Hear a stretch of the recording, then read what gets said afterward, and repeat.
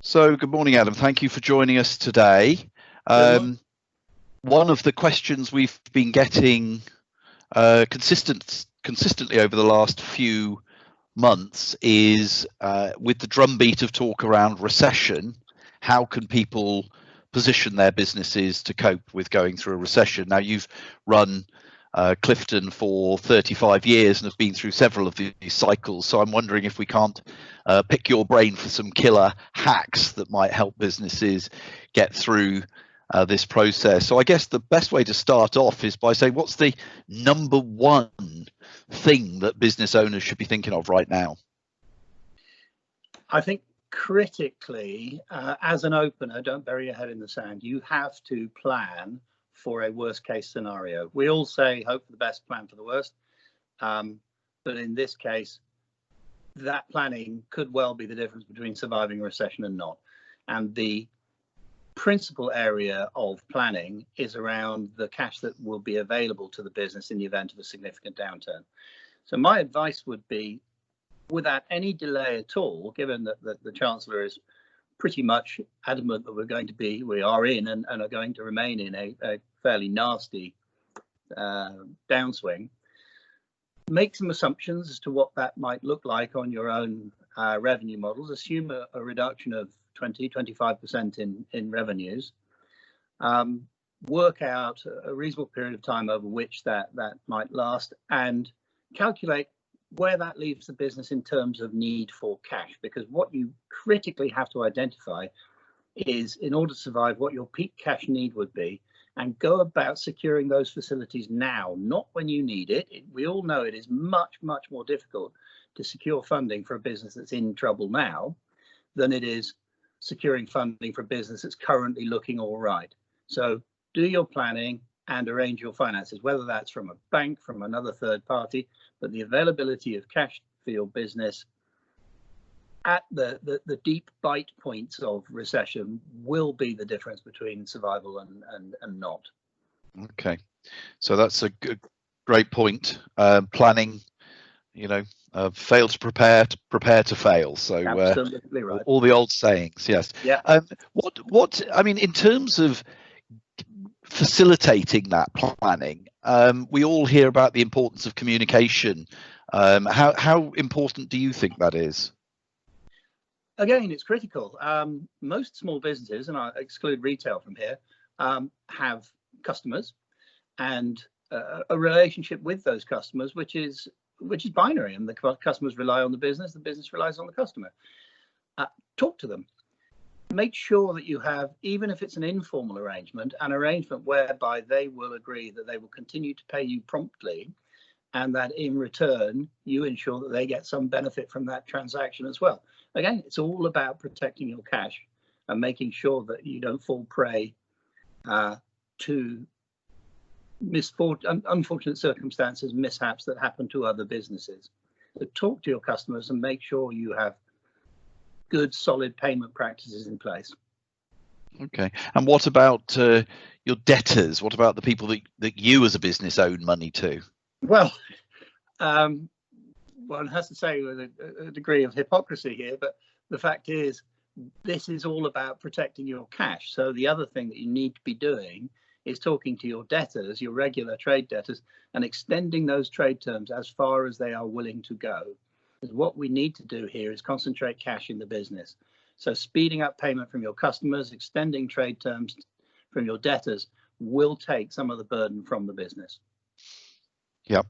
And what about, I mean, one of the most obvious things that we get asked about all the time is, what about the costs in the business? I suppose it's pretty common sense to have a look at your own costs. Absolutely critical. In good times, businesses tend to, or can tend to, take on overhead that isn't necessarily mission critical. And one of the really healthy exercises that you have to go through going into this sort of circumstance is to review every line of your overhead and categorize it as mission critical or not mission critical. And I'm sorry, but anything that isn't mission critical at the moment probably needs to get a red line through it. And I suppose that goes for the focus that the people who are running the business have to concentrate on. So making sure that they understand what are the core elements of the business and how to focus all of the team energy in that way. That's right. I mean, most businesses over time will tend to diversify into areas of activity which may be non-key. They may be slightly less profitable than the key areas, which is fine when you have spare cash available in the business, but not in a recessionary circumstance. So what you have to do is look at and identify what are your key areas of profit and make those the focus of the day-to-day activities of the business. Drop everything that isn't core. And what about things like stock or inventory? I know that one thing we're asked quite a lot about is the levels of stock that sit in warehouses. And do you have an opinion on how businesses should review their inventory? Well, in the last in the financial crisis, it was evident that most businesses that carried stock ran down those stock levels significantly in order to protect cash. And that is absolutely the correct thing to do. There is no point in having huge amounts of stock sitting around in corners of warehouses that isn't earning you money. Basically, if it isn't going out the door swiftly, get rid of it or don't do it. But you need to keep stocking levels down because that's just big piles of cash tied up. Yeah. Okay, thank you for that. I guess in any circumstance, however, we've got to start looking at what are the opportunities, and we know from looking at the last 2 or 3 major recessions that what has happened on the other side of the crises is that the opportunities have arisen. How should businesses be looking at? It seems slightly counterintuitive to talk about running inventories down and cutting costs, but how do business owners look at spotting opportunity at the same time? Well, that's absolutely right. It may seem counterintuitive, but the reality is that in any circumstance, when markets contract, they leave behind casualties, competition that has not survived that particular downturn.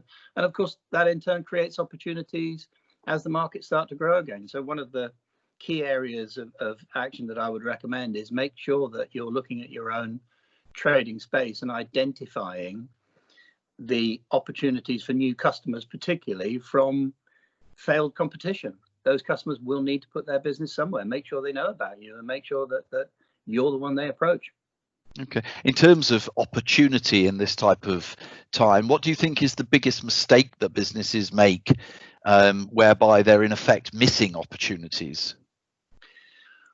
Well, I don't know whether this is a mantra drummed up by the advertising industry or not, but it is commonly understood that the biggest mistake you can make is cutting marketing budget.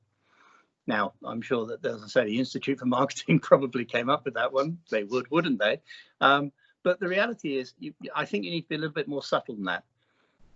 Cutting advertising and marketing to the point where you are reducing the, if you like, the amount of time the phones ring is clearly nonsensical. You need to keep that phone ringing. You need to keep customers coming to your business. Equally, more generic awareness type stuff, nice to have rather than mission critical, probably is something that you would need to take a harder look at. But underlying it, of course, don't do the one thing that keeps the business alive, which is cutting off your route to new customers. Yeah. Okay, that does make a lot of sense. We've talked a lot about the business owner thinking about their business this morning. What if we look at what else they should be thinking about? Have you got any sort of advice on that front? Yes, I mean we're talking here about small business, and the difference between small business and a small business owner is much less pronounced than it is in, say, larger companies.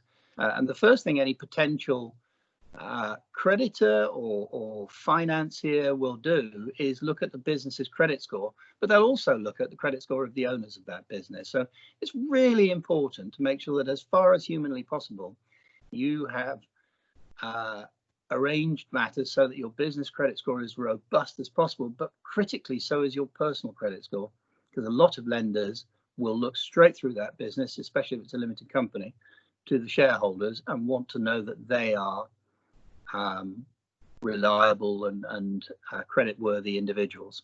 That's a really useful piece of advice, I think, and very often over the years in the experience we've had is that is overlooked. So okay, well, I've taken up a lot of your time. I guess if we finish off with, have you got any sort of last killer hack that businesses, if you say it out loud, everybody should go, well, that's obvious, but is so often forgotten? Yeah, I think the reality of the situation for most small businesses, and indeed bigger businesses, that it's really expensive to acquire a new business, and that there's a tendency to focus always on the acquisition rather than the acquired customer. And I think in circumstances such as this, doubling down on your existing customer experience, making sure that they are delighted customers who want to keep coming back to you and who want to recommend you to other people, has never been more important. Remember, it's not the ones who might come to you that are critical in the survival, it's the ones who keep coming to you that are critical in the circumstances. So look after them. Yeah, well, good positive note to finish on. Thanks for your time, and I'm sure we will be revisiting this as we go forward. Well, thank you for your time. All right, cheerio then. Bye.